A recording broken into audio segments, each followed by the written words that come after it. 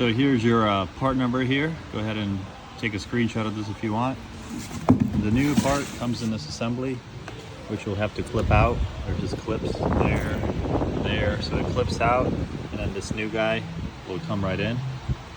Okay, here's the part number.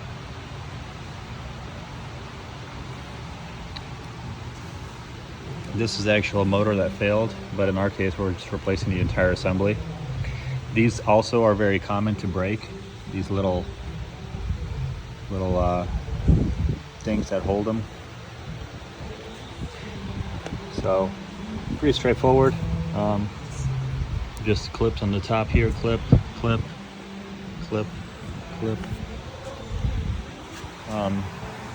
What I like to do is just set the bumper on some sort of lift so that I can do this with just by myself. There are two connectors here. This one I always just leave on. This one I disconnect, so it's nice and free. And then there's brackets that it slides into. There's a bracket there and a bracket there. In a nutshell, you don't have to remove the fender liner altogether, just bend it out of the way. There's two bolts here, and I'll take pictures of the two bolts here. Along the top, you'll see a row of bolts here. Also nice opportunity to clean out your intercoolers. And then there's two bolts right here. Oh, this is also a great time to replace your diverter valve if you want to upgrade, if you're tuned or if you're having some boost leak issues. What else? So then along the bottom, what I do is I disconnect the under tray, okay, like that, but I leave it just hanging there. And then on the bottom there's a bunch of screws. The ones that you need to remove, which are hidden, are actually going to be right under here. Right under here, there's going to be a screw. You move this out of the way, and you'll get access to it right here. And then you can leave this actually connected to the fender liner. And then, as you can see, we can clean out that intercooler a little bit. Then there's a connector here. You loosen your this is a intake pipe, so you loosen it just so you can lift it far enough to clear this from the actual flaps assembly. And I believe that's pretty much it, guys. It's pretty straightforward. On this side, you don't even have to take the wheels off. So yeah, just be careful so you don't damage the paintwork. Put a towel down here so that it's soft. And that's it. Let's get going.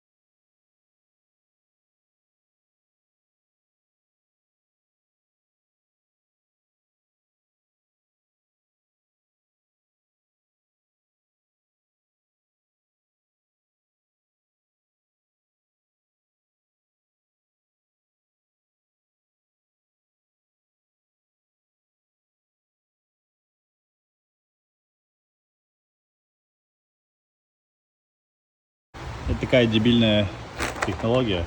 Вот это, короче, сидит впереди радиатора. Она открывается и закрывается. Она закрыта, когда мотор холодный, а открывается, когда мотор горячий, чтобы воздух поступал. И когда она ломается, вот эта хуёвина, не поступает воздух в радиатор, машина перегревается, и мотору пиздец. Так что вот эти вот, видишь, они заклинили. Моторчик этот вот ломается, и пиздец. И чтобы до нее добраться, надо снять весь бампер, всю хуйню, проводку, чтобы вот это вот поменять.